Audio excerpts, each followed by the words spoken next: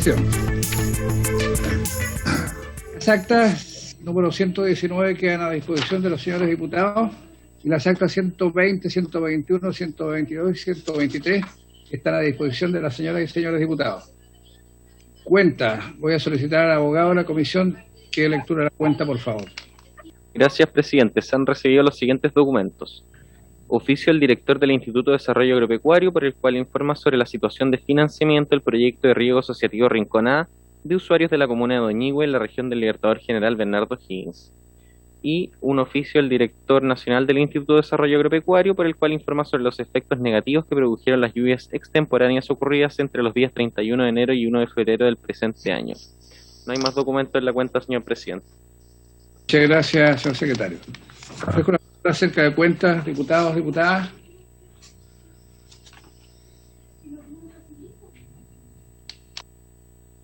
En varios ofrezco la palabra, señores diputados, señoras diputadas.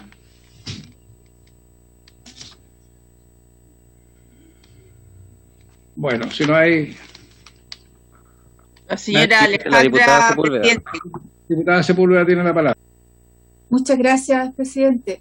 Mire, hace algunas semanas atrás, después que ocurrieron, ¿no es cierto?, estas lluvias muy complicadas que ocurrieron en el mes de febrero, estuve con agricultores de la comuna de Navidad y en donde específicamente en un sector, ¿no es cierto?, en la Patagüilla, donde existen varios canales de regadío.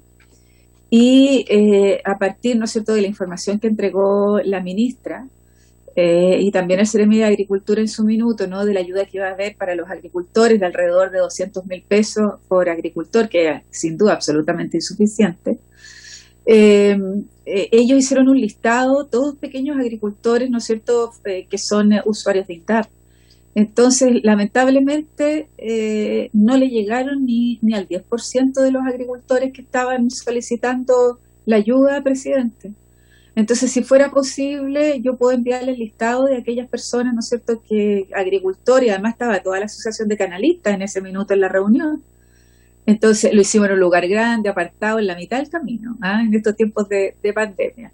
Pero mi preocupación es que me escribieron hace una semana y no había tenido la oportunidad de tener la comisión. Entonces, a ver si es posible, ellos me están enviando el listado que quedaron pendientes, porque a lo mejor a muchos de ustedes les ha pasado, pero los que viven en la zona central o centro-sur, que los recursos no están llegando a los agricultores.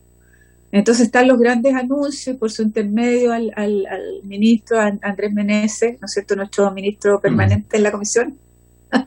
Entonces, a ver qué es lo que pasa, porque al final son estos anuncios y no están llegando a los agricultores, y sobre todo de comunas que son que eran solo siembras de porotos y hortalizas, que yo las vi, estaban todas en el suelo, en agua. Entonces, presidente, a ver si es posible, a través de los oficios de la comisión, yo me comprometo en el transcurso de mañana y pasado, ¿no es cierto?, poder tener el listado de los agricultores de Navidad.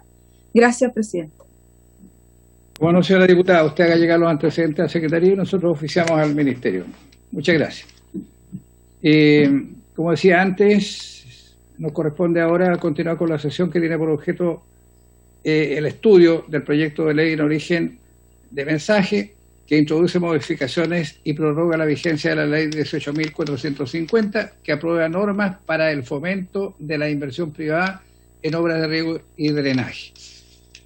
Tenemos en esta oportunidad invitados a don Fernando Santibáñez, ingeniero agrónomo, académico de la Universidad de Chile y experto en cambio climático. También está invitada la señora Loreto Meri, ex secretaria ejecutiva de la Comisión Nacional de Riego, a quienes le damos la más cordial de las bienvenidas en nombre de nuestra comisión. Está presente también don Federico Errázuriz, secretario ejecutivo de la Comisión Nacional de Riego, y por cierto, que nos acompaña siempre el asesor legislativo del Ministerio de Agricultura, don Andrés Meneses, a quienes también le damos la más cordial de las bienvenidas. Yo quisiera comenzar esta sesión ofreciéndole la palabra a don Fernando Santibáñez para que nos entregue su visión acerca de esta ley de fomento al riego 18.450. Yo creo que puede disponer de 15, 20 minutos, no hay ningún inconveniente Señor Santibáñez, usted tiene el uso de la palabra. Muchas gracias, señor presidente. La verdad es un honor poder compartir con ustedes algunos pensamientos al respecto en una labor tan noble como esta, que hace una mirada al futuro y al futuro de una actividad igualmente noble como es la agricultura, ¿no? Me tendrían que habilitar porque no aparezco habilitado para compartir la presentación. Entonces, no me dejo. Don Fernando ya se habilitó. Está habilitado. Ahora sí, recién sí, ahora sí. Perfecto.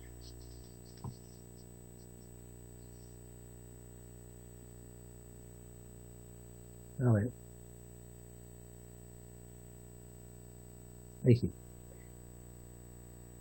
Bueno, yo les reitero mi agradecimiento por esto y le he llamado comentarios sobre esta nueva versión de la ley, una ley que ha cumplido un rol extraordinariamente estratégico. Baste solo pensar, y los cálculos yo los tengo hechos, que la tecnificación del regadío en algunas regiones ha significado el ahorrar la construcción de por lo menos un par de embalses. O sea, esos son los volúmenes de agua que pueden ser ahorrados tecnificando el regadío como lo ha hecho Chile en las últimas décadas.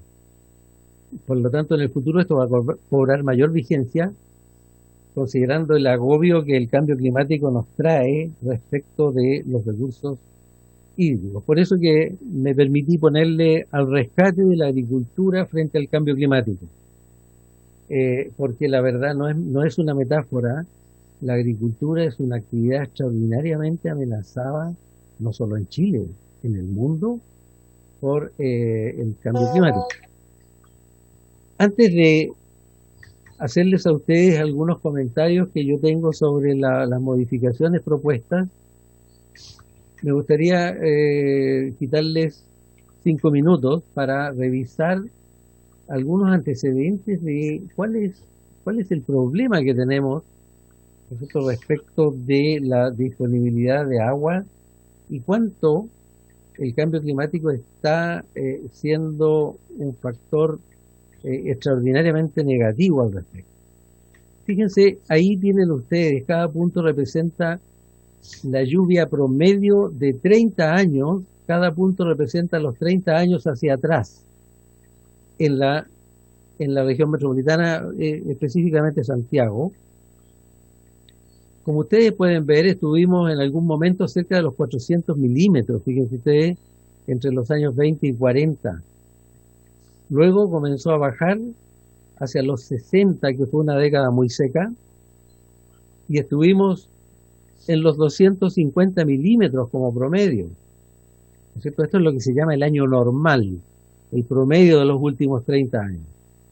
Bueno, se recuperó en los 80, pasamos por una época bastante generosa en lluvias, vinieron varios niños grandes que nos hicieron poner muy optimistas, se plantó mucho frutal en zonas, ¿no es cierto?, tradicionalmente deficitarias, porque había bastante agua, pero en los años, a partir del año 2005, se ha venido desplomando la precipitación a niveles nunca antes vistos, al punto que el año pasado caímos en el promedio de Santiago de 30 años ¿Cómo está ahí? por debajo de los 200 milímetros, por debajo de los 200. Es decir, Santiago tomó el carácter de los vilos, para darles una noción de grado de aridez.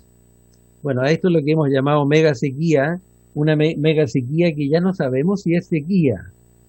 Y eso tenemos que tener la cabeza muy fría, porque esto podría ser simplemente un cambio climático que probablemente pueda recuperarse parcialmente, pero también es muy probable que no se recupere totalmente. O sea que los promedios vuelvan un poquito arriba, pero nunca van a volver a los 350 o 400 milímetros que tuvo alguna vez Santiago. Primer hecho de la causa. O sea, hay algo que está pasando en la climatología que, por lo demás, está anunciado por la ciencia. Sería largo explicarles, ¿no es cierto?, que hay un fenómeno que el anticiclón se está corriendo hacia el sur, y por el hecho de que se está corriendo hacia el sur, se está trayendo el desierto hacia el sur consigo, y probablemente es un fenómeno que va a durar tanto como dure el CO2 en la atmósfera. ¿Qué dice la ciencia al respecto? Que el CO2 en la atmósfera, el exceso de CO2, producto de 200 años de quema de carbón y petróleo, va a durar 150 años más o menos hacia adelante. O sea, si alguna vez se recupera esto, tenemos que esperar 150 años, ¿no?, hacia adelante. Entonces, el cambio climático, la pregunta es, ¿qué nos depara? Bueno, nos depara un territorio un poco más seco, con lluvias más escasas, con promedios de caída pluviométrica más bajos y sobre todo con promedios nivométricos menores. Nosotros hemos trabajado muchos años en esto y haciendo una recreación del escenario climático hacia el año 2050, fíjense ustedes, así variarían más o menos las precipitaciones en la zona central. O sea, no parece, volviendo atrás, eso es la situación actual, eso sería la situación hacia el año 2050. O sea, todas las líneas se corren hacia el sur alrededor de 200 kilómetros más o menos, lo que significa que la condición de Santiago llega más o menos a Curicó, y que la de Curicó llegará como a poco más, como a Chillán, en fin, para tener una noción de lo que eso representa. No es un cambio completo, pero es lo suficiente para que reaccionemos, ¿no es cierto? Tenemos que hacer lo mismo con menos agua, eso es seguro. Esa es la tarea que tenemos en Chile. Para ver específicamente qué le esperaría, por ejemplo, a una cuenca tan importante en Chile como la cuenca del Maipo, hemos hecho un análisis de cómo varía la escorrentía total anual del río Maipo en relación con la precipitación del año. Cuando llueven 300 milímetros, escurren en un año completo casi 4.000 millones de metros cúbicos en el Maipo. Ese es el total de la escorrentía. Cuando llueven 100 milímetros, llueve un poquito más de 1.500 millones, o sea, menos del 50%, ¿no es cierto?, de la escorrentía de un año normal, porque aquí no hemos puesto los años lluviosos, ¿no es cierto?, no nos hemos ido a los 400 o a los 500 milímetros, años que por lo demás ya casi no los vemos. Eso significa para nuestra agricultura, la del Maipo, que en un año, fíjense ustedes acá, 300 milímetros, en un año normal hay un déficit para la agricultura, este es el agua disponible para la agricultura, hay un déficit, ¿no es cierto?, del orden del 10%. El 10%, o sea, sería deseable que hubiese un 10% más de agua. O sea que ya los agricultores se tienen que estrechar el cinturón en esa magnitud, aún en un año con 300 milímetros de lluvia.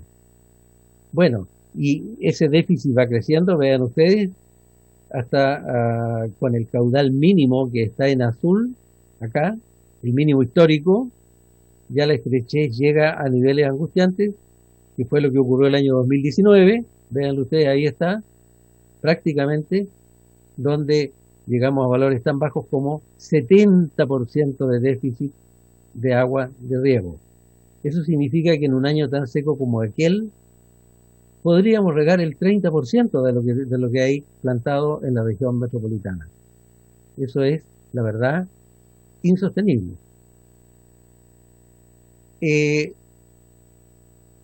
Haciendo proyecciones de lo que puede significar, supongamos que la lluvia empieza a bajar, como ha venido mostrando, y supongamos que llega a los 200 milímetros, calculando todo el balance hídrico de la cuenca para 200 milímetros, estaríamos en un 40% de déficit de agua de riego.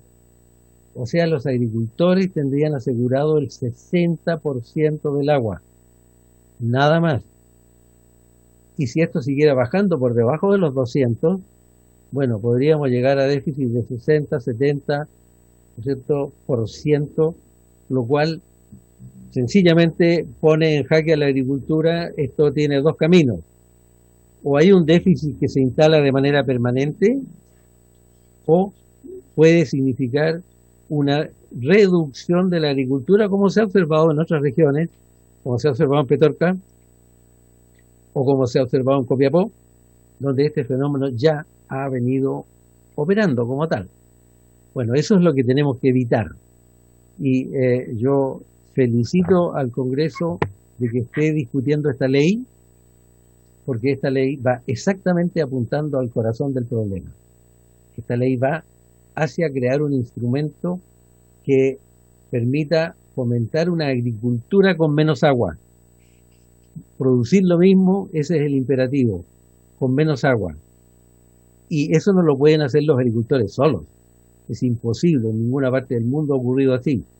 Eso necesita la concurrencia del Estado, y es lo que esta ley faculta al Estado precisamente para hacer esa estratégica tarea. Quisiera pasar a mis comentarios respecto de la ley. Voy a ser bien sintético. Creo que donde se enuncian todos aquellos atributos que justifican una acción en tecnificación de regadío, yo agregaría donde dice que favorecer el ahorro de agua, que la ley, ¿no es cierto?, propende a ahorrar agua, hacer uso eficiente de este recurso, instalar sistemas que impidan la degradación del suelo, que favorezcan la biodiversidad. Todos me parecen muy bien, muy atinados. Solo sugeriría agregar que la ley también va a amparar proyectos que tiendan a crear nuevas fuentes de agua, porque en el futuro no solo vamos a tener que usar mejor el agua, sino probablemente vamos a tener que crear nuevas fuentes. Yo les doy solo 3 ideas para justificar lo que digo. Hay nuevas fuentes de agua. Una, ¿no es cierto?, que se ha venido hablando, la desalación de agua marina. Bueno, para la agricultura la desalación de agua marina está muy lejos de ser una opción, porque los costos son extraordinariamente elevados para lo que es la demanda enorme de agua de la agricultura. O sea, eso queda fuera. Hay otras opciones, ¿no es cierto?, opciones muy poco tradicionales. Hoy día hay unos sistemas que sacan agua del aire, ¿no es cierto?, y condensan el agua del aire, sobre todo en zonas costeras que el aire es más húmedo, y generan agua. Bueno, son pequeñas estas cantidades, pero probablemente nosotros estamos trabajando de hecho en una unidad que contempla un pequeño invernadero que usa agua que se recicla dentro del invernadero. Por lo tanto, a lo mejor eso podría ser una opción en el futuro para los pequeños agricultores. Y hay otra fuente a la cual yo le tengo mucha fe.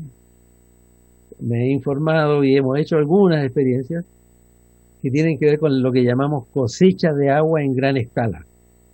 ¿Cuál es la impermeabilización de sectores relativamente grandes de terreno, sobre todo en terrenos de ladera, a partir de geotextiles que van asociados a un pequeño tranque, de modo que se almacena el agua de escorrentía invernal en ese tranque, y con eso se pueden regar 1, 2 o 3 hectáreas, ya pequeños sistemas que funcionan por sobre los 1000 milímetros de lluvia. O sea, serían una opción desde la costa de Maule hacia el sur probablemente.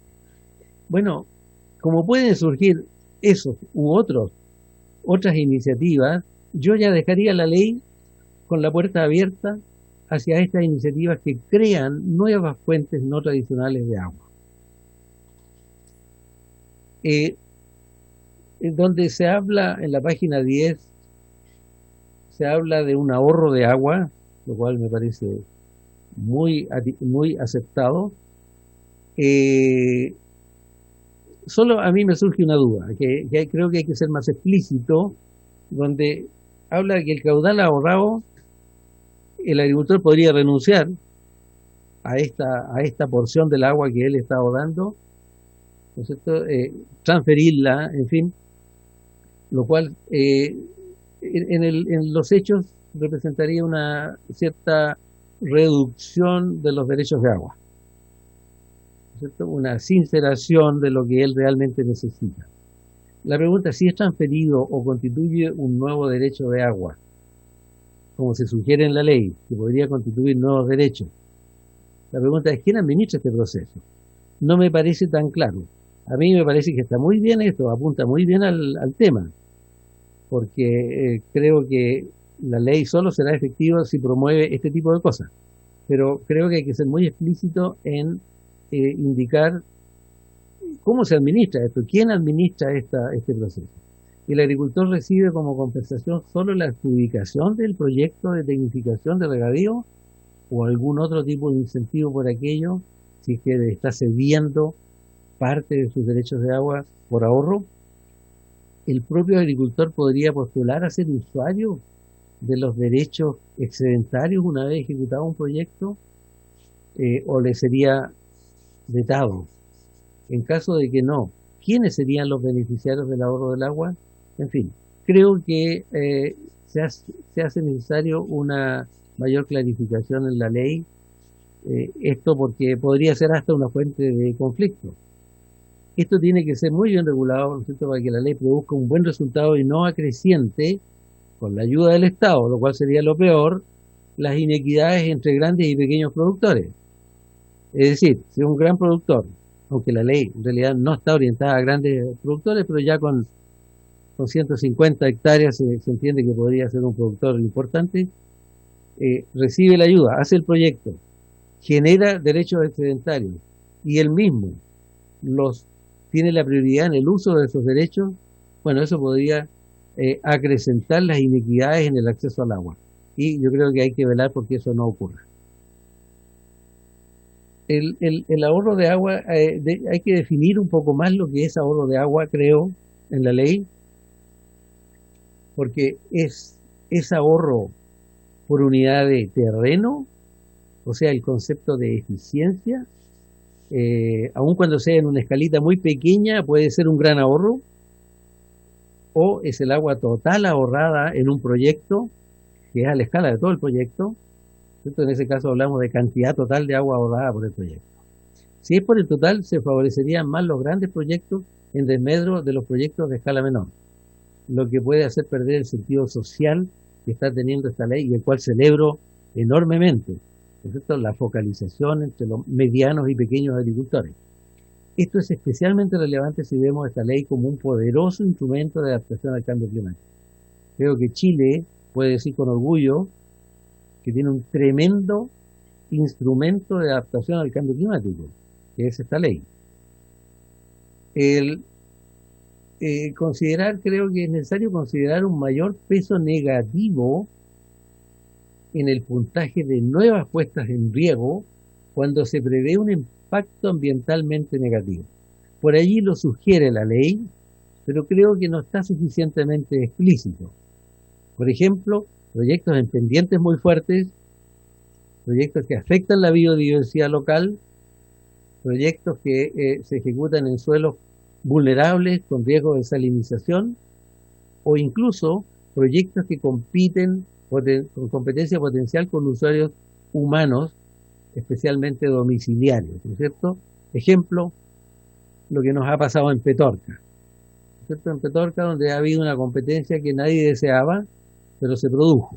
A lo mejor hay que prevenirla en el futuro, incorporando este concepto de en qué medida ese proyecto, bueno, en la ley está recogido porque dice la ley que en las zonas ya declaradas saturadas, ¿cierto?, no, en zonas que ya están en crisis, en déficit, no se fomentarán los proyectos. Pero creo que hay que ser un poco más explícito en lo que se refiere a la competencia por el agua con usuarios aún más estratégicos como son los seres humanos. Creo que sería bueno una frase, ¿ya? Le daría a la ley un carácter claramente humanizante. Por lo tanto, me permito sugerir como criterios de evaluación, ¿no es cierto?, se ha definido el aporte que hace el privado, la superficie del proyecto, el costo del proyecto, el ahorro de agua, todos los cuales están muy bien, pero le agregaría uno que da puntaje hacia abajo o hacia arriba, como son las externalidades ambientales de ese proyecto.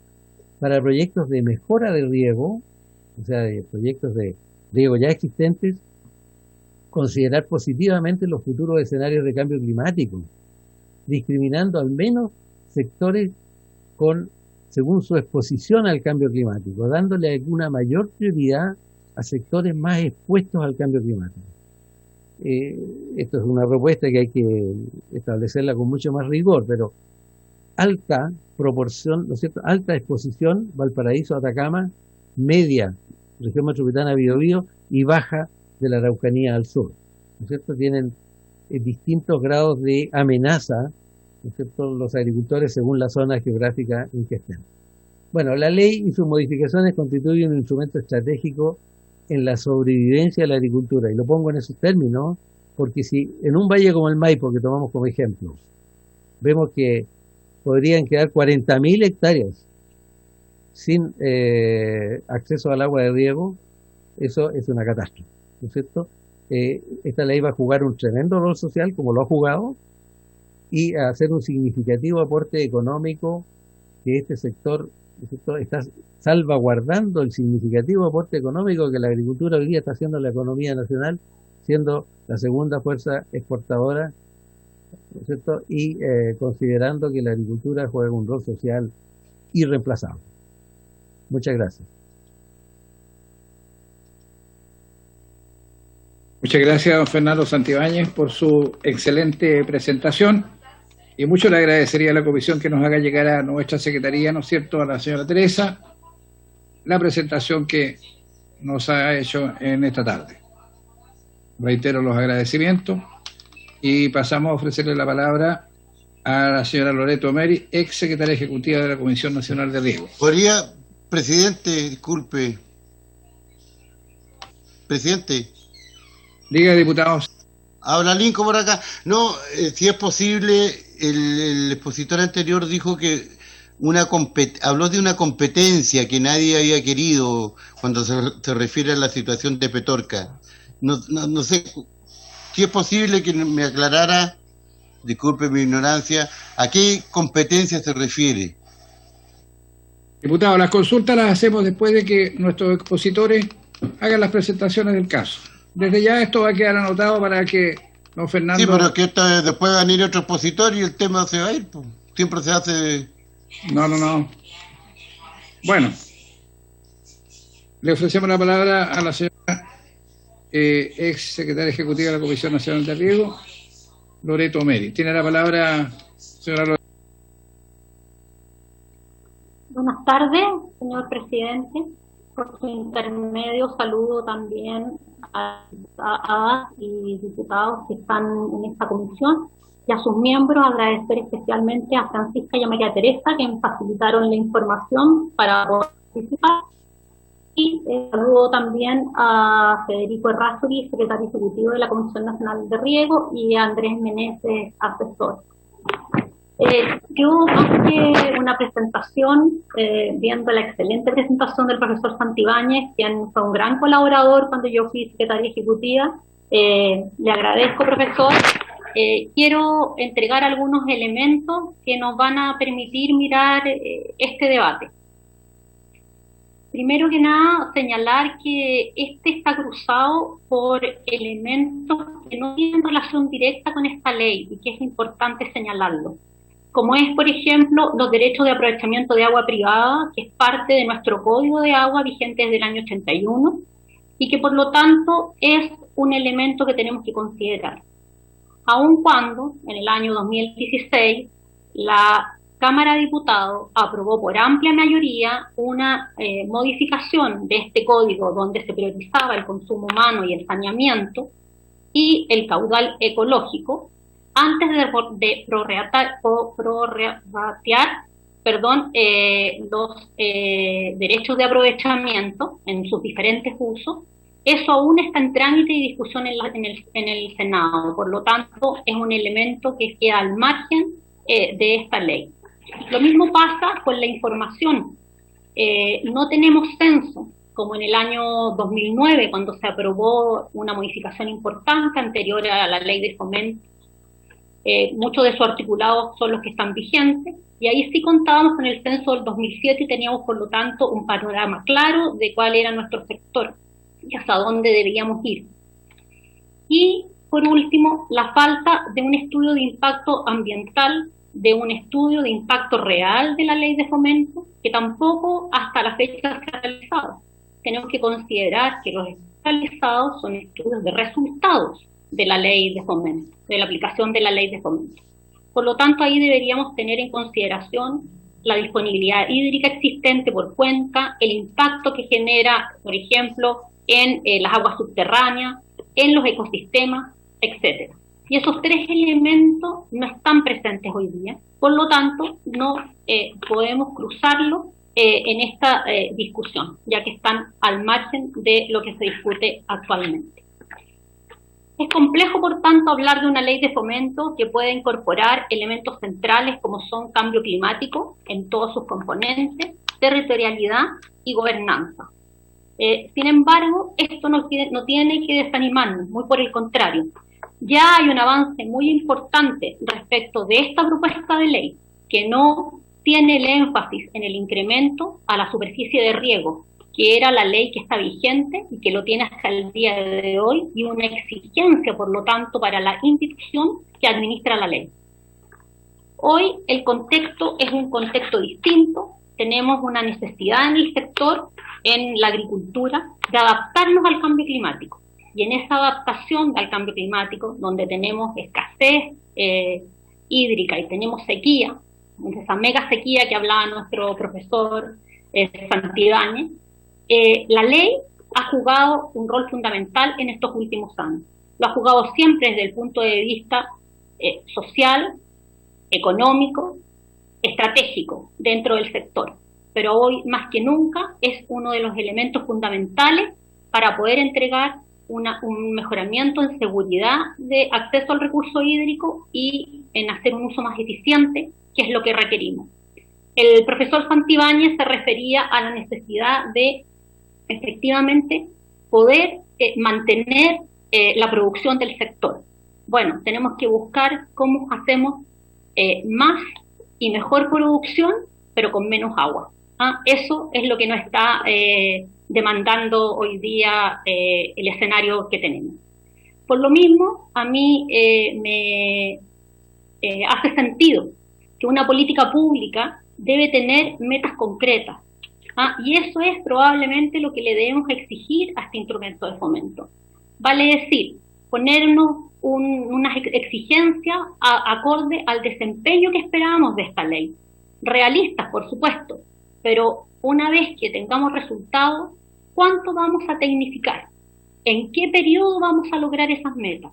Es un ejemplo, pueden haber muchas más, pero es muy importante para poder tener claridad de cómo podemos ir aumentando esa seguridad hídrica y cómo podemos mejorar entonces el uso del recurso. Otro elemento de contexto que me hace falta y que no está presente es el sentido de regionalización que debe tener la ley. Yo sé que a través de la concursabilidad vamos estableciendo la territorialidad y vamos apoyando los distintos territorios, pero el riego hoy en día es una necesidad en todo el país. Cuando se traspasó la administración de la ley de fomento a la Comisión Nacional de Riego, partimos en Santiago, con oficinas en Santiago, y posteriormente se crearon las oficinas de La Serena y Chillán como macrozona norte y macrozona sur. Luego, con el devenir de los años, fue necesario crear más oficinas a lo largo del país. ¿Por qué? Porque la escasez del recurso, la falta de disponibilidad de ello, es algo que está presente hoy en todo el territorio nacional, desde Arica a Magallanes. Por lo tanto, es importante tener una institucionalidad acorde y estable también a estas nuevas demandas que nos está exigiendo el cambio climático. Una estructura organizacional y un trabajo interinstitucional que nos permita dar respuesta a las necesidades de los agricultores, pero ahí, en terreno, con ellos. Muchas veces el papel no explica ni da claridad del proyecto que está detrás, ni de las personas que están detrás. ¿Qué buscamos? Aquí no estamos buscando, no buscamos no prestar apoyo a todo el mundo. Sí, buscamos prestar apoyo a todo el mundo, pero hay un gran porcentaje de pequeños agricultores que se han quedado atrás, y lo que queremos es que ellos también puedan disfrutar de los beneficios del crecimiento y del desarrollo del sector que da nuestro país. La ley no lo es todo, se requiere voluntad política. La ley es un marco general que la flexibilidad ayuda mucho, pero me voy a referir muy brevemente a elementos que se pudieron realizar, a hechos concretos, con esta misma ley, con la vigencia de esta ley, y que permitió efectivamente, gracias a la coordinación de los servicios del Minagri, de los servicios del MOP, de la DIPRES y de un grupo de trabajo humano, como es el grupo de profesionales administrativos técnicos de CNR, que se comprometieron con un cambio y con un apoyo basado en esta misma ley, como fue la realización del programa de pequeña agricultura, el programa de pueblos originarios, las iniciativas para que participaran mujeres, el programa de tranques para la agricultura familiar campesina en la región de la Araucanía sin ningún inconveniente, los captadores de agua lluvia, por ejemplo, en las zonas de Chiloé, el programa de medianos embalses, que aun cuando contó con el apoyo de la ley 1123 y el Ministerio de Obras Públicas, no habría sido posible sin la concurrencia de la CNR e INDAP. ¿Por qué? Porque el programa original tenía 25 embalses, logramos 27 en total, pero CNR logró hacer 12 a través de este mismo instrumento, la ley de fomento. Y finalmente, son obras medianas para el Ministerio de Obras Públicas, finalmente se concretaron 27 ex embalses CORA que fueron rehabilitados, más los embalses que realizó INDAP en la región de Valparaíso. Así, en términos claros, en total, en el periodo en que yo fui secretaria ejecutiva, pudimos llegar a gestionar 1.000 pequeños embalses para pequeña agricultura. Decir nuevamente y recalcar que la ley es un marco general, pero nunca va a sustituir la voluntad política para orientar el trabajo que debe hacer la Comisión Nacional de Riego. ¿Con qué problemas nos hemos topado siempre en materia de agricultura familiar campesina, que entiendo que es uno de los elementos centrales que le preocupa a las diputadas y diputados? Con el problema de regularización de derechos de tierra y agua.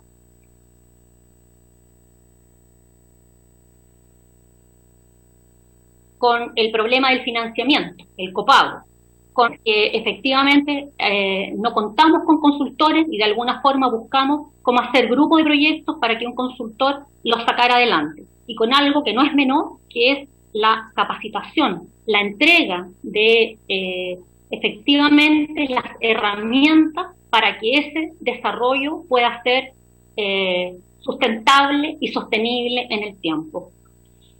Respecto del proyecto mismo, señalar que aumentar la seguridad hídrica y mejorar la eficiencia en el uso de los recursos y centrar la ley ahí es esencial. Que no es posible seguir todas las condiciones que tenemos y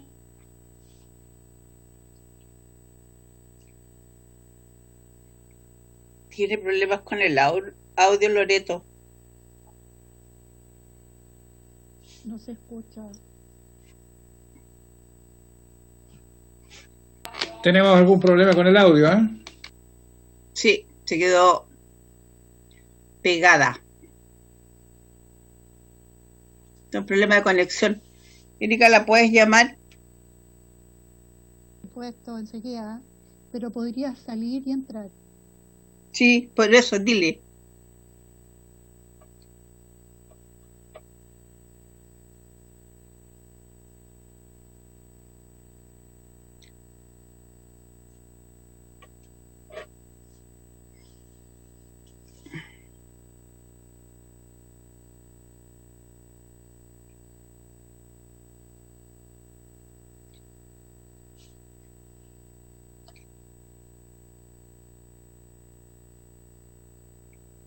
¿Te comunicaste con ella?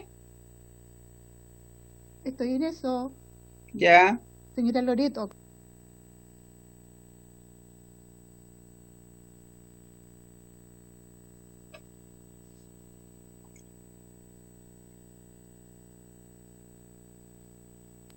Ya le dije que saliera y entrara. A lo mejor podrían continuar con lo otro. Mamá.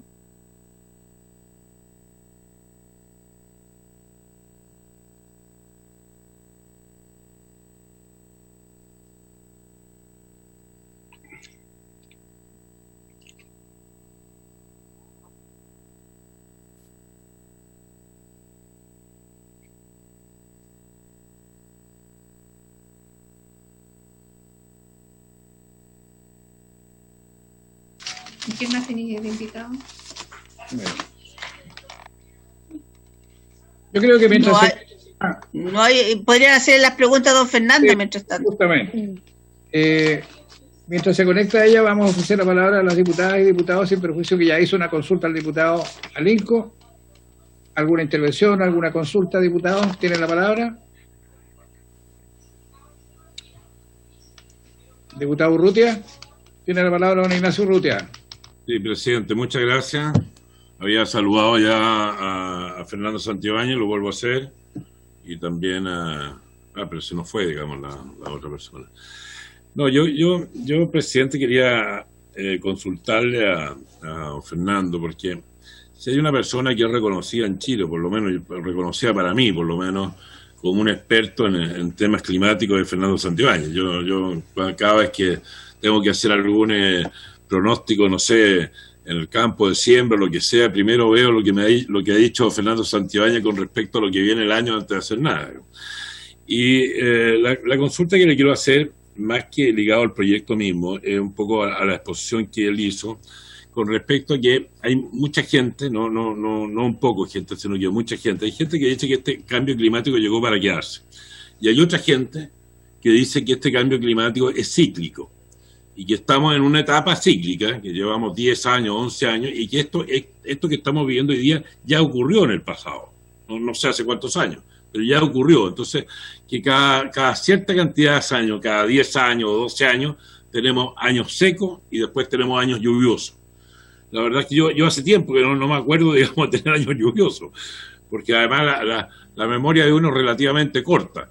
Entonces, ya lo que pasó hace 10 años, 12 años, no me acuerdo mucho. Pero ¿es efectivo que estos cambios climáticos ocurrieron en el pasado o no es así? ¿O es efectivo o es, digamos, real que este cambio climático ya va de frentón, digamos, hacia adelante con sequía, digamos, prolongada, y no vamos a volver, digamos, a lo que fue para atrás? Eso es un poco lo que quiero saber, si estos 10 o 12 años que llevamos secos ahora se dieron también en el pasado o no se han dado nunca. Eso, presidente, gracias. Muchas gracias, diputado. Está la señora Loreto nuevamente en cámara, así que le vamos a ofrecer la palabra para que continúe después. Le pido disculpas, pero la conexión en estos tiempos de pandemia se cayó, así es que me conecté tal como me señalaron nuevamente.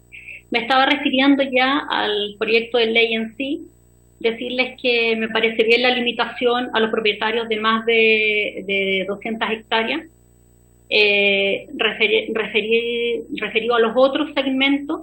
Es decir, que bueno, esta ley, como estaba señalando, ya se discutió el 2007, se aprobó el 2009, y ya hay 14 años casi donde la modernización de la agricultura y las innovaciones tecnológicas hacen que efectivamente podamos disminuir los rangos de hectáreas sin que sea eso una complicación. Por lo tanto, efectivamente, cuando estamos hablando de agricultores de hoy en día, son grandes agricultores los que están entre 80 y 200 hectáreas, y se les está dando por ley máximo un 2%, con una bonificación de un 60% como tope. Cosas que hay que mirar cómo va a ser el financiamiento de la creación de juntas de vigilancia, porque la ley, como política pública, debe ir en apoyo de los más que lo requieren. Probablemente eso va a estar en el reglamento, y sería importante entonces apoyar en esta conformación a los pequeños agricultores, que son siempre los que tienen más complejidad respecto de los temas legales que deben cumplir. En cuanto al tema de las restricciones, laderas y lugares con déficit hídrico, es un avance muy importante. La ley que está vigente lo que buscaba era incrementar superficie de riego y no tenía ninguna limitación respecto de estos temas. Sin embargo, también hay que mirarlo ante la posibilidad de que en esas laderas se puedan realizar otro tipo de cosas, como lo señalaba el profesor Santibáñez, como por ejemplo aumentar fuentes de disponibilidad de agua. Respecto a la obtención de la recomendación favorable del Ministerio de Desarrollo Social, aun cuando me parece bastante los 100 días, esto supongo está contemplado dentro del proceso anual de resolución de concursos, de proyectos que va a tener la Comisión Nacional de Riego. Por lo tanto, ahí yo recomendaría que deberá pronunciarse finalmente, o sea, definitivamente, porque eso puede ser un pimponeo y a los 100 días, efectivamente, el Ministerio de Desarrollo Social no tener un pronunciamiento definitivo y complejizar el cumplimiento presupuestario de la Comisión Nacional de Riego. Así que ahí yo creo que en los 100 días que se va a quedar debería ser un pronunciamiento final. Respecto a otras cosas como las formas de tenencia, los arrendatarios y los comodatos eran parte de lo que ya se venía haciendo, sin embargo no había habido una solución para los agricultores proveedores de agroindustria. Y hay pequeños agricultores que cultivan, por ejemplo, tomates u otros, que no eran posible ayudarlo por esta vía y que me parece que es fundamental. Hay varios elementos de homologación entre INDAP y la Comisión Nacional de Riego respecto a conceptos que también me parece súper importante. Y algo respecto a la regularización en el tema de emergencia, que era algo que la CNR nunca ha dejado de concurrir. Muy por el contrario, concurrimos al menos en mi periodo al tema de aluvión en Atacama, al terremoto en Coquimbo, a los incendios forestales y otros más.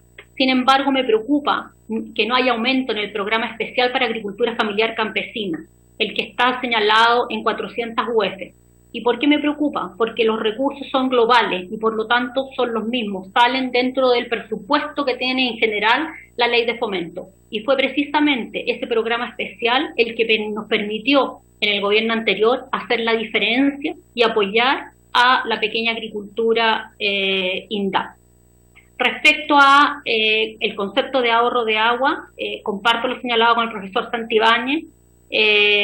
Debe ser aclarado este concepto, y aun cuando la tabla de equivalencia se señala que va a estar que se va a ver una tabla de equivalencia que va a estar en el reglamento de la ley, es importante que eso no produzca distorsión en la concursabilidad, porque una de las cosas que la ley debe resguardar es que precisamente las condiciones de concursabilidad tengan equidad. Respecto al artículo de los pagos, el artículo 7, en avance, por hito de avance de los pequeños agricultores, me parece esencial. Siempre el tema de los recursos ha sido una limitante para la postulación de ellos y sus organizaciones. Por lo tanto, el poder hasta 2 hectáreas ir avanzando de acuerdo a hitos es fundamental que así sea. Lo otro que me gustaría mencionar es que con hay un cambio en el artículo 13 que sí permite sancionar. ¿Ya? Nosotros, durante muchos años, la ley ha sido muy transparente, goza de muy buena reputación porque hay un control social. Sin embargo, muchas veces no se podía sancionar porque no había claridad respecto de ese artículo 13. Y hoy día me parece que eso también es relevante. Por último, respecto de la evaluación de impacto, es súper importante que esto quede consignado en el presupuesto. Vale decir que la DIPRES deje consignado que en 3 años más efectivamente va a entregar los recursos para hacer esta evaluación, porque hemos tenido incluso problemas para hacer la evaluación de resultados, hablo no solo como secretaria ejecutiva, hablo también como jefa de departamento de fomento de esta ley. Durante muchos años fui jefa de la ley de fomento y después secretaria ejecutiva. Y en ambas oportunidades tuvimos problemas con la dirección de presupuesto para la asignación de una evaluación de la ley que estaba contemplada. Por lo tanto, en ese transitorio creo que esos recursos deben quedar más acotados.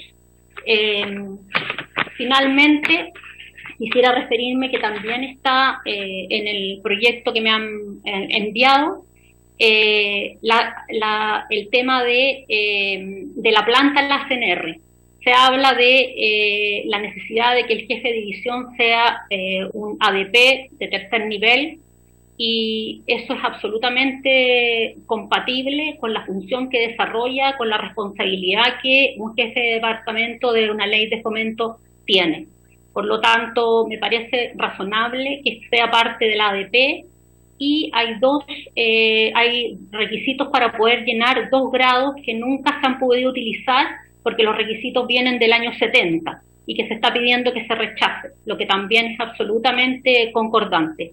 Sin embargo, me gustaría insistir en que se requiere un proyecto de institucionalidad más regionalizado y estable, que le dé tranquilidad, por un lado, al equipo humano, que hace posible que esta ley sea exitosa, y por otro lado, a los agricultores, para poder, como se dice en buen chileno, ponernos los zapatos del otro y, por el bien común, actuar y tener la voluntad de contribuir a un mejor país para todos.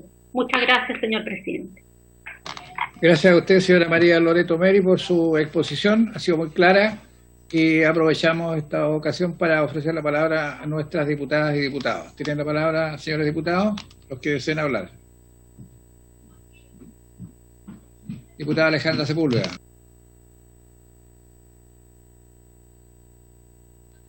Muchas gracias, presidente. Bueno, saludar al profesor Santibáñez, ¿no?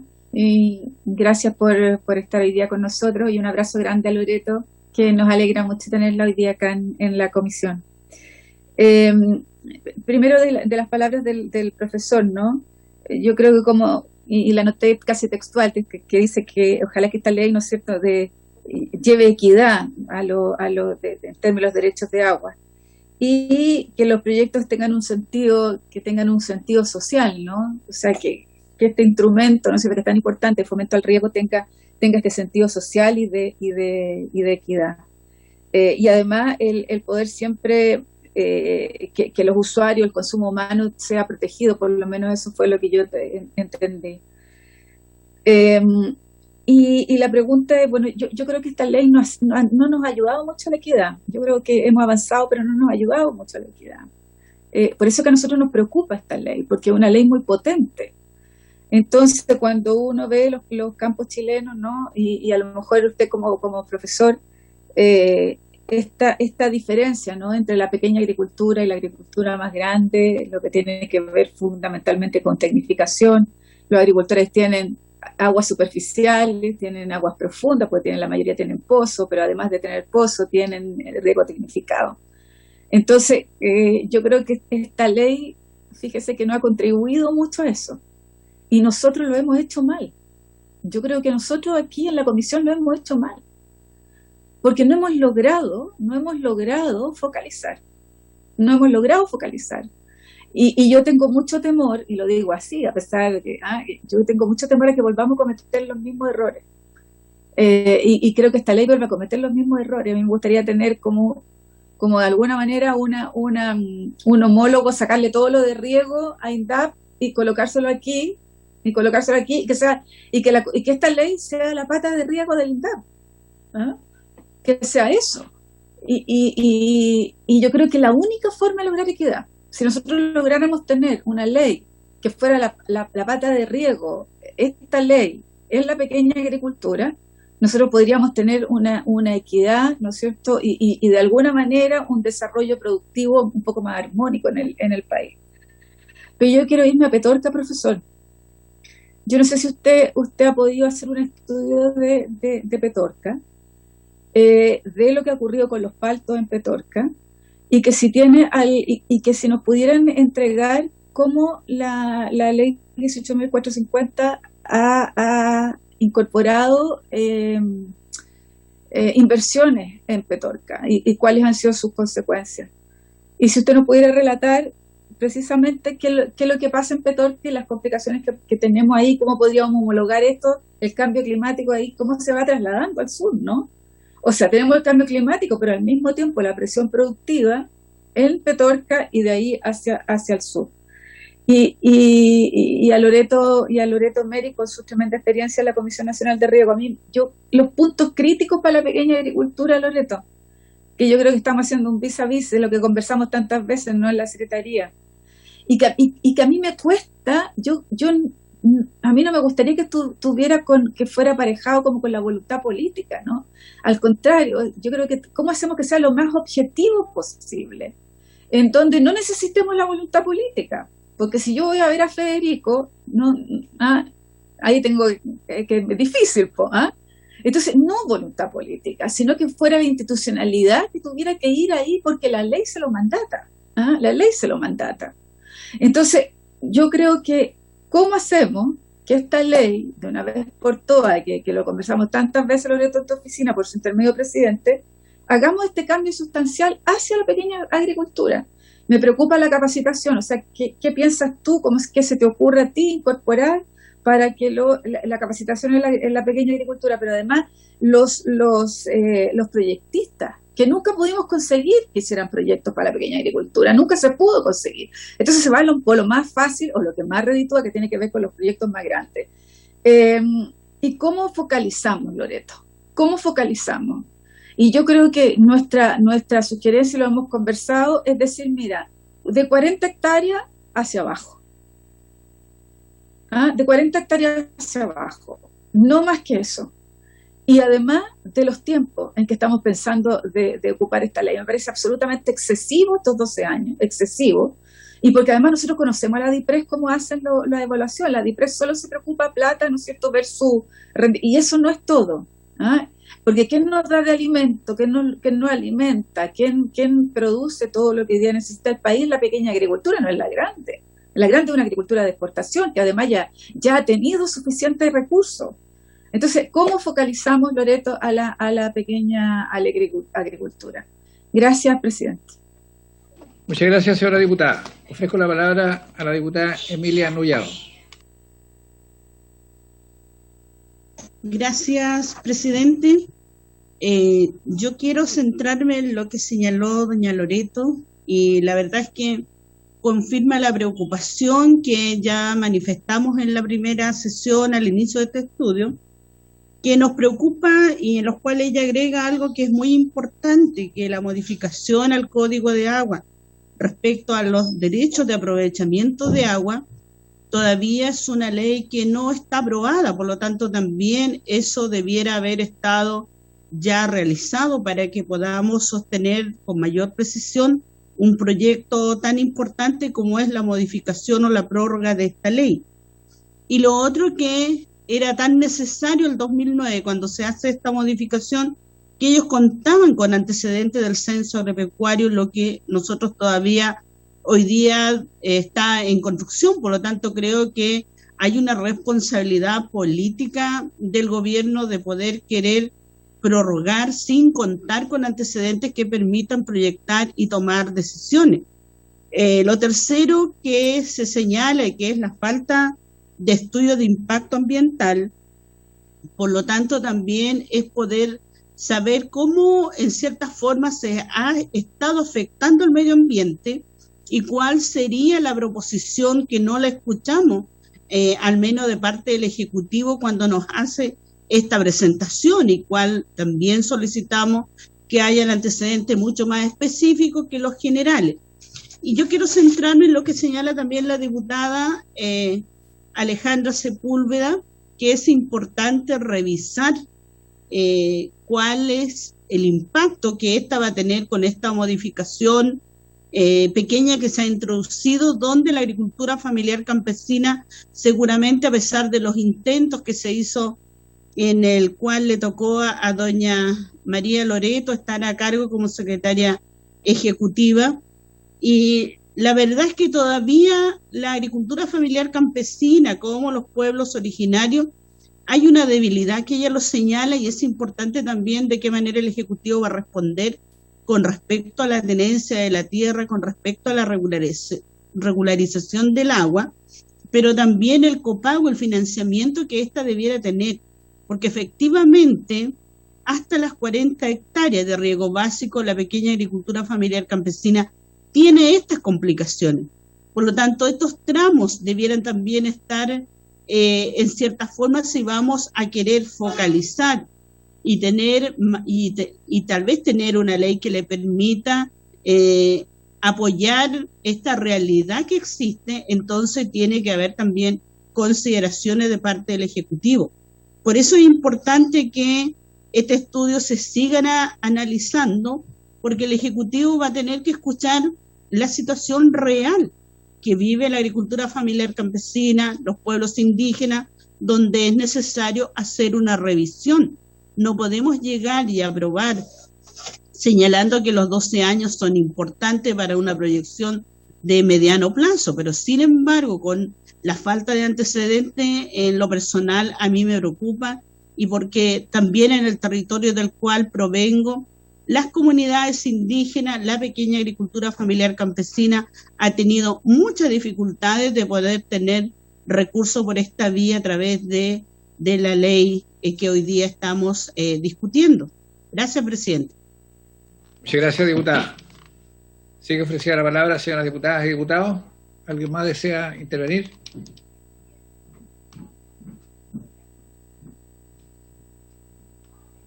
Le ofrecemos la... Sí.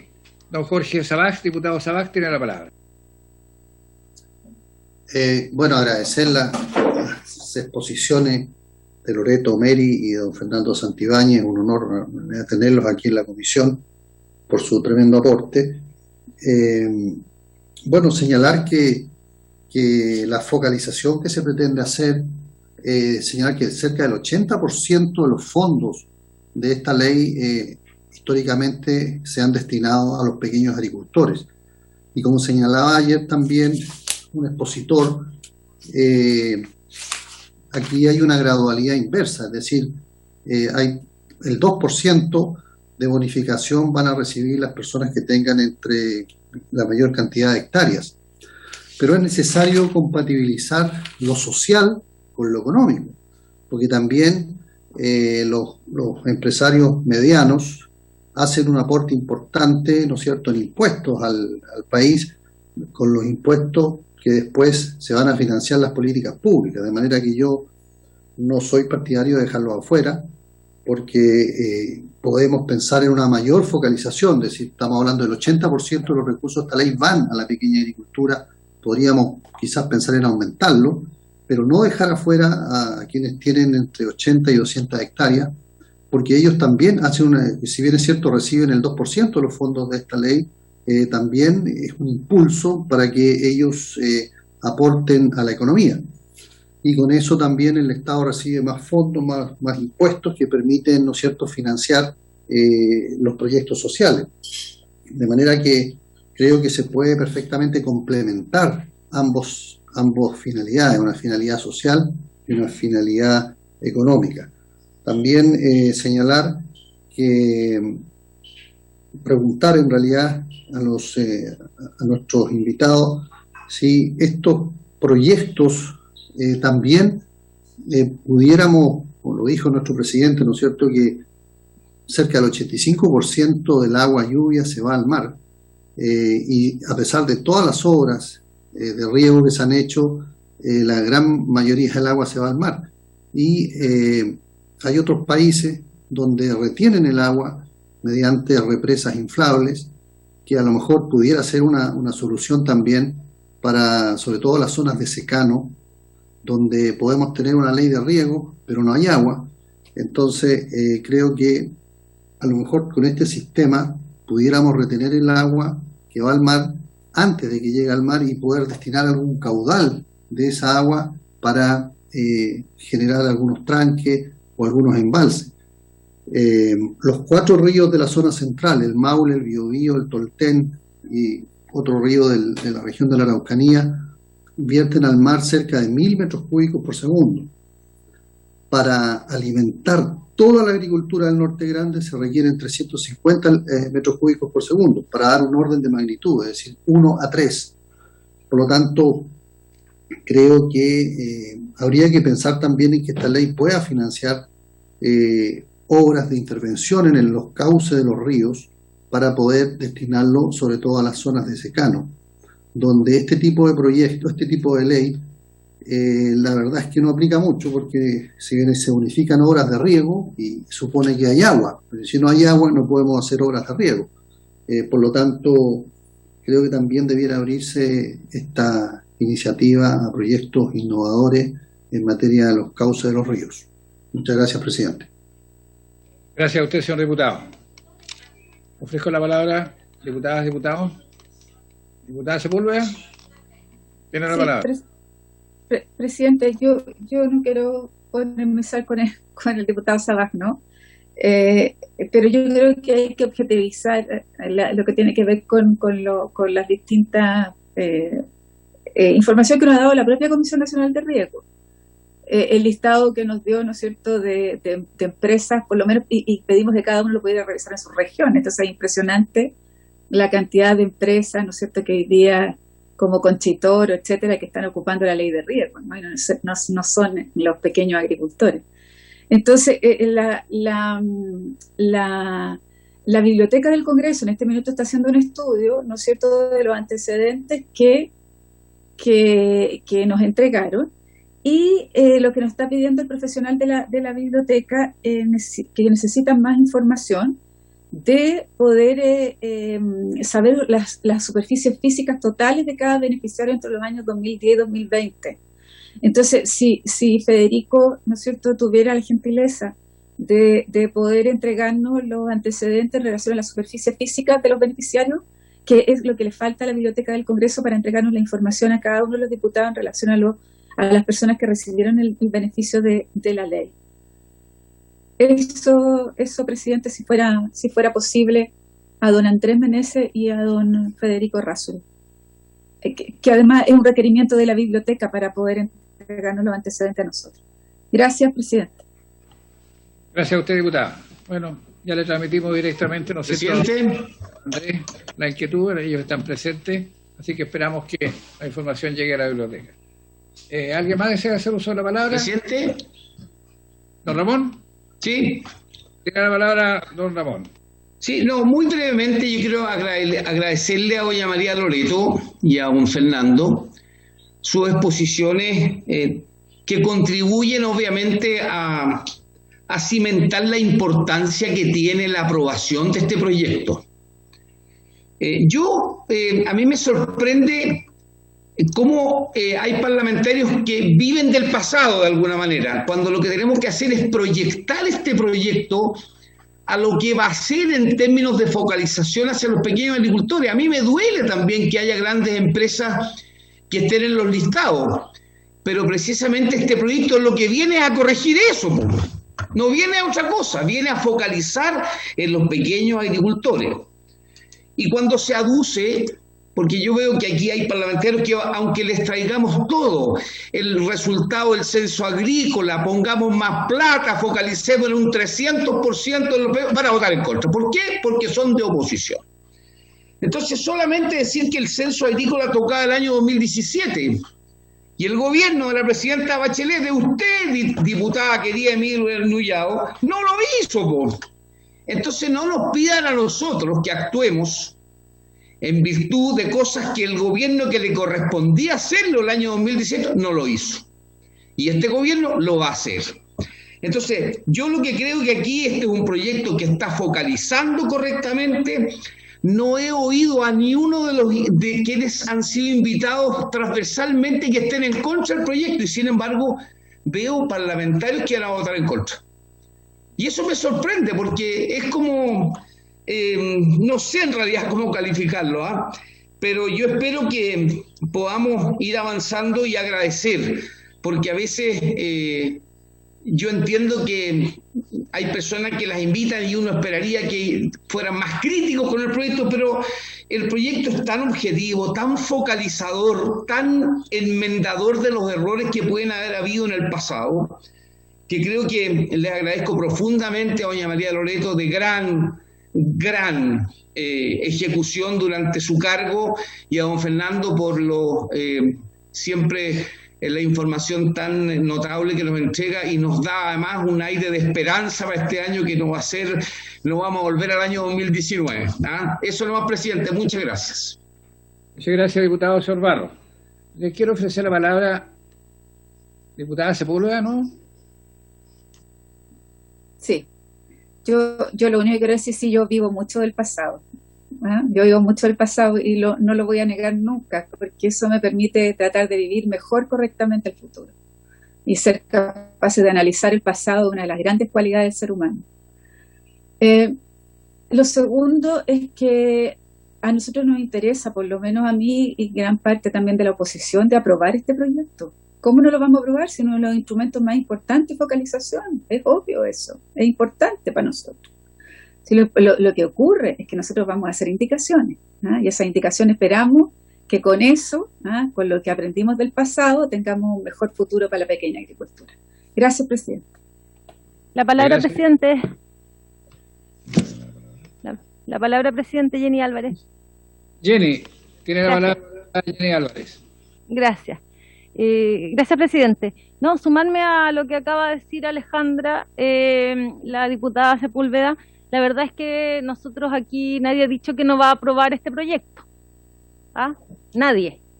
Al contrario, hacemos observaciones porque creemos que en este gobierno lamentablemente no ha estado la prioridad y por eso nos preocupa este proyecto, porque no está la prioridad en la pequeña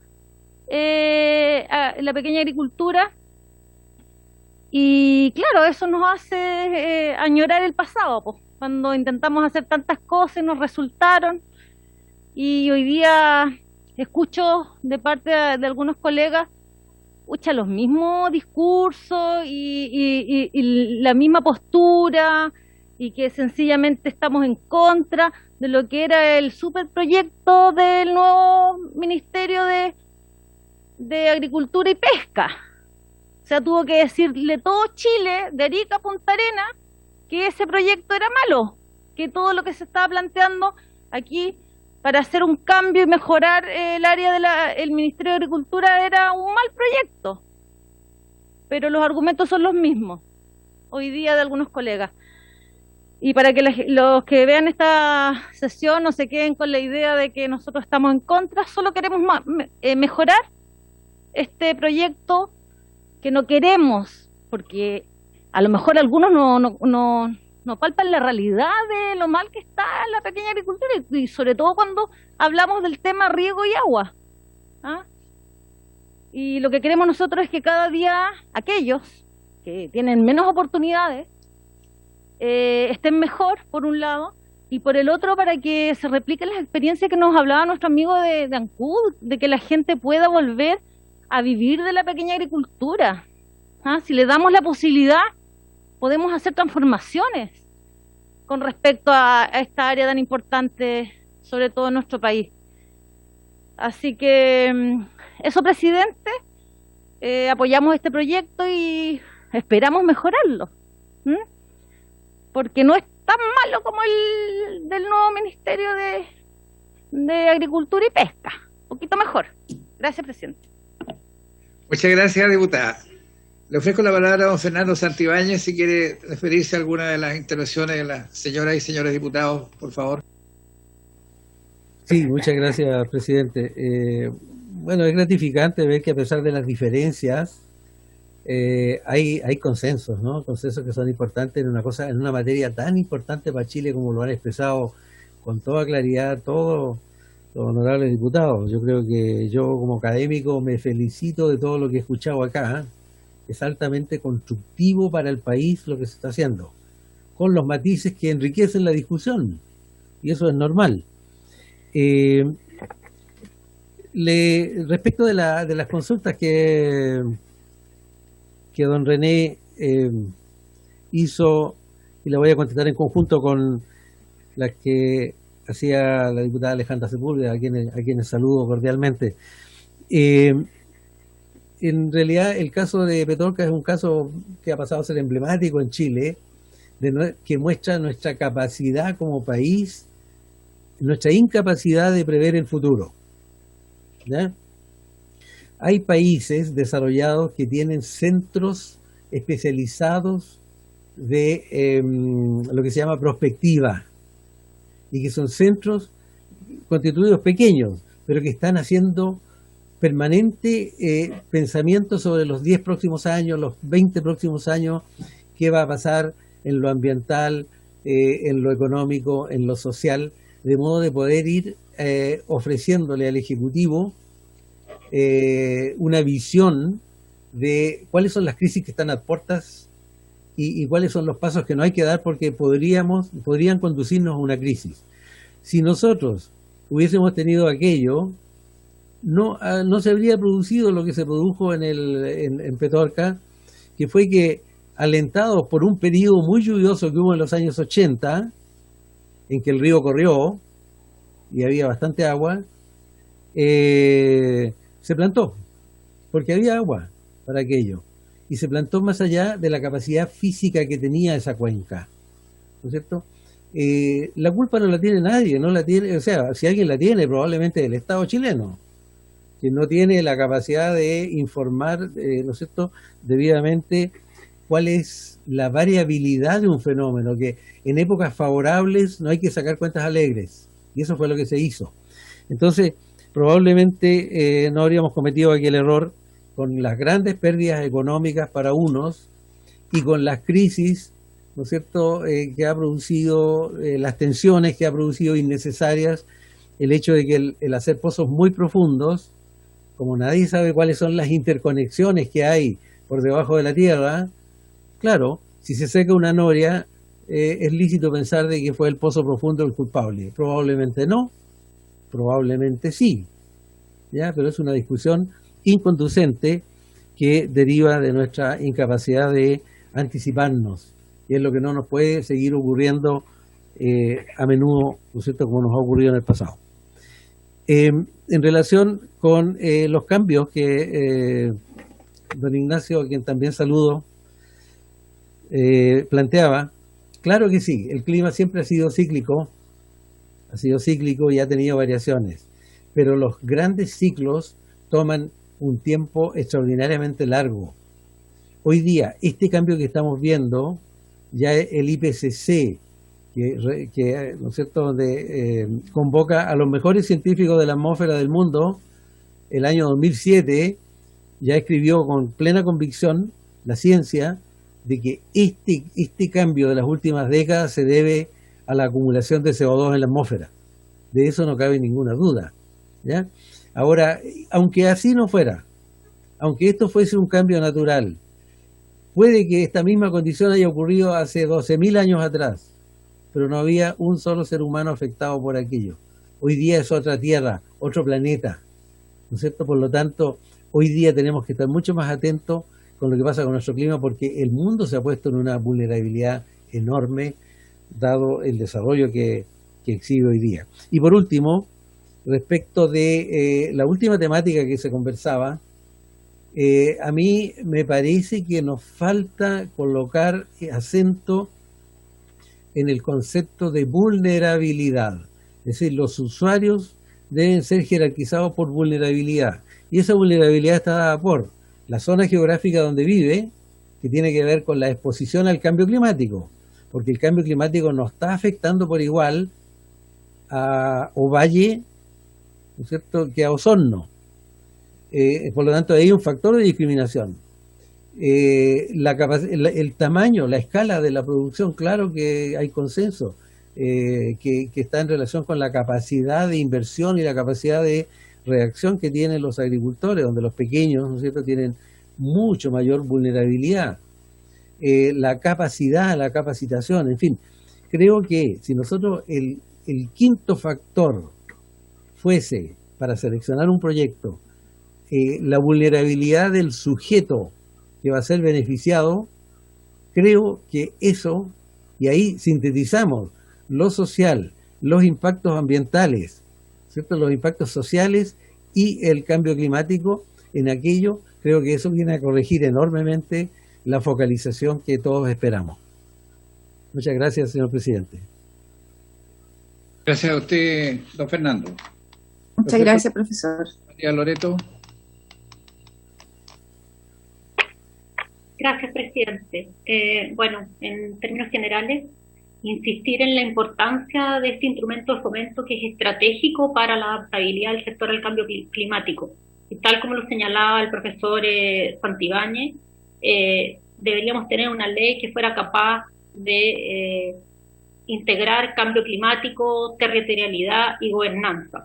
A eso deberíamos apuntar en el futuro, y ese es el concepto de vulnerabilidad que está planteando el profesor Santibáñez precisamente.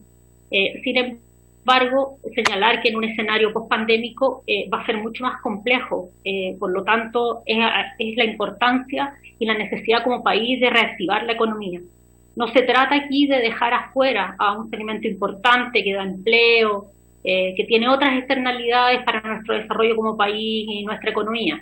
Lo que se trata es de apoyar decididamente a la agricultura familiar campesina, y ese es el camino, y eso es lo que hay que buscar respecto a con qué tareas. Y en ese sentido, hay respecto a las problemáticas que vemos, como el tema de los fondos, podríamos aumentar, por ejemplo, la bonificación de la agricultura familiar campesina respecto a las condiciones de derechos de agua y de tierra, decirles que hay otra área de la Comisión Nacional de Riego que no se trata y que va en paralelo a la ley de fomento, que es el área de estudio y desarrollo que tiene la CNR, donde están los programas. Resulta que esa área tiene apenas 3.000 millones anuales. Puede corregirme el secretario ejecutivo porque a lo mejor la cifra es un poco distinta, pero es de ese orden, contra una ley de fomento que tiene 100.000 millones. Entonces hay una disparidad. ¿Por qué la nombro? Porque a través de esa área se realizan programas de fortalecimiento. Y esos programas de fortalecimiento son precisamente los que permiten ayudar en el saneamiento de los derechos de aprovechamiento de agua y de tierra, que es otra de los problemas que tenemos con la agricultura familiar campesina. Y respecto de los consultores, decir que en la ley, en el proyecto de ley está planteada la posibilidad de pagar los estudios una vez que la bonificación es obtenida, lo que me parece absolutamente indispensable para poder efectivamente tener una mayor cantidad de consultores, porque hasta hoy hay que esperar al pago total, y por lo tanto ningún consultor tiene a los medios como para poder hacer eso, menos si estamos hablando de proyectos chicos donde el pago proporcional es bastante menor. Por lo tanto, ¿qué podemos hacer? Podemos hacer efectivamente programas con condiciones especiales que vaya en directo beneficio de la agricultura familiar campesina. Yo insisto, la ley de fomento es estratégico, es motor para el sector agrario, el sector es agua, en otras palabras, y no se trata de excluir, se trata de sumar a los que están postergados, y creo que es posible. Muchas gracias, señor presidente. Gracias a usted, señora María Loreto. Bueno, estimadas diputadas y diputados, yo quisiera agradecer en nombre de nuestra estimada comisión, ¿no es cierto?, la presentación de don Fernando Santibáñez, que ha sido realmente extraordinaria, al igual que la de la señora Loreto Meri. Yo quisiera solicitar a ambos que nos dejen, ¿no es cierto?, la presentación en nuestra secretaría, porque es tremendamente importante para el trabajo de nuestra comisión. Y también saludar y agradecer la presencia de don Federico Errázuriz y de nuestro asesor legislativo, que permanente está con nosotros, don Andrés Meneses, y por haberse dado cumplimiento, ¿no es cierto?, al objetivo de esta sesión. Esta se levanta. Muchas gracias. Don Andrés Meneses me está solicitando la palabra. Presidente, efectivamente, me pareció bastante rica la sesión que tuvimos durante esta jornada. La verdad es que se han hecho planteamientos bastante interesantes y me gustaría hacerme cargo como ejecutivo de alguno de ellos, sin perjuicio de lo que don Federico Errázuriz pueda complementar después. En primer lugar, me hace mucho sentido la preocupación manifestada por doña Emilia Nullao en cuanto a 3 temas fundamentales. Ella manifestó estar preocupada por la falta de un censo agrícola que ya se encuentra suficientemente atrasado. También manifestó algunas preocupaciones relacionadas con el tema ambiental en cuanto al impacto que estas obras de riego eventualmente pueden generar. Y también se mostró preocupada por la calidad o la condición de los derechos de aprovechamiento de aguas de algunas comunidades, especialmente las indígenas, que también pueden perfectamente optar a los beneficios de esta ley. Bueno, en cuanto a esto último, partiendo por la condición de los derechos de aprovechamiento de agua, de los cuales puedan ser titulares las comunidades indígenas, la verdad es que hoy día, a través del Código Agua, fundamentalmente sus artículos 2 y 5 transitorio, esas comunidades ya tienen bastantes instrumentos y bastantes facilidades para poder regularizar sus derechos de aprovechamiento de aguas a través de la reconstitución de los títulos hacia atrás. Eso es especialmente interesante para las comunidades que se han ido formando con posterioridad a la entrada en vigencia de la ley indígena, dado que es un punto de partida interesante para poder reconstruir la historia de los títulos, especialmente de los derechos de aprovechamiento de agua. Y especialmente también agrego que respecto de la modificación del Código de Aguas que está actualmente en trámite en el Senado, a pesar de que la modificación que se ha estado aprobando pone algunos plazos para ejercer esos procedimientos de regularización, respecto de las comunidades indígenas esos plazos no se van a aplicar. Van a quedar expresamente excepcionados porque se entendió que respecto de ellos había que tener una mirada especial y por lo mismo ellos no van a tener un plazo que los limite para poder utilizar esos procedimientos de regularización. En cuanto al censo agrícola, que duda cabe, efectivamente es un instrumento que resulta fundamental y también muy útil para la implementación de todo tipo de políticas agropecuarias. Pero como comentábamos también en la sesión anterior, la verdad es que respecto del riego tenemos una ventaja bastante considerable, que es justamente la presencia de las organizaciones de usuarios que están debidamente organizadas y que tienen una mirada bastante certera y muy actualizada acerca de cuáles son las condiciones de regadío con las que cuentan sus representados y muy específicamente cuál es el tamaño de cada uno de ellos. Por eso es que a muchos de sus señorías les interesó especialmente la presentación hecha por doña Graciela Correa hace 2 sesiones atrás, en la cual ella exponía un detalle bastante preciso acerca de las dimensiones de las juntas de vigilancia que están operando en la sexta región y así también el tamaño de los mismos regantes. Con todo, también, para tranquilidad de vuestras señorías, quiero también informar que el proceso de censo, del censo agropecuario, ya partió. Comenzó el 10 de marzo y esperamos, Dios mediante, que ese proceso esté finalizado a mediados del mes de junio, con lo cual nosotros contamos o vamos a contar con ese instrumento adicional para poder también evaluar las distintas políticas o los distintos mecanismos de concursabilidad que se vayan implementando a partir de la prórroga de la ley que estamos tramitando ahora. Finalmente, la diputada Nullao, por su intermedio presidente, también manifestó alguna preocupación por el impacto ambiental que estas obras pueden tener. La verdad es que el Código de Agua ya contempla desde hace mucho tiempo el ingreso al sistema de evaluación ambiental de todas las obras que aparecen enumeradas en ese artículo, el 294 del Código de Aguas, entre los cuales los más importantes podríamos decir que son aquellos tranques que tengan una capacidad de acumulación superior a los 50.000 metros cúbicos de agua o cuyo muro tenga una altura superior a 5 metros. También entran a ese sistema de evaluación ambiental aquellos canales cuya capacidad de aporteo supere los 2 metros cúbicos por segundo.